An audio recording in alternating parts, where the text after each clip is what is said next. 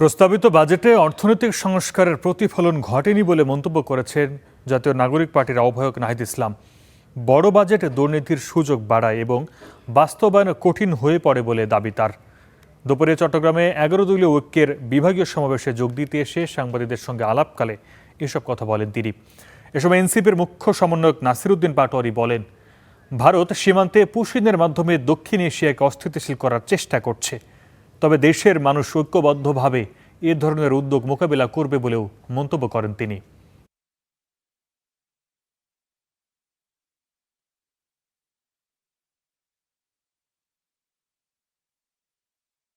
সরকারের এই বাজেটটা আমরা মনে করতেছি এটা উচ্চাভিলাষী এবং এই বাজেট আসলে অর্থনৈতিক যে মৌলিক সংস্কার যেটা আমরা আশা করেছিলাম যে রাজনৈতিক সংস্কারের পরবর্তীতে অর্থনৈতিক সংস্কারটা আসবে, সেই অর্থনৈতিক সংস্কারটা কিন্তু এই বাজেটের মাধ্যমে সম্ভব হবে না। দক্ষিণ এশিয়াতে একটা অশান্ত পরিস্থিতি সৃষ্টি করছে ভারত, এবং এখানে যে 3 জন মন্ত্রী বক্তব্য দিয়েছে, একজন উপদেষ্টা সহ সরকারের, এটা বাংলাদেশের মানুষের কোনো কণ্ঠস্বর না, জুলাই অভ্যুত্থানের কোনো আকাঙ্ক্ষা না।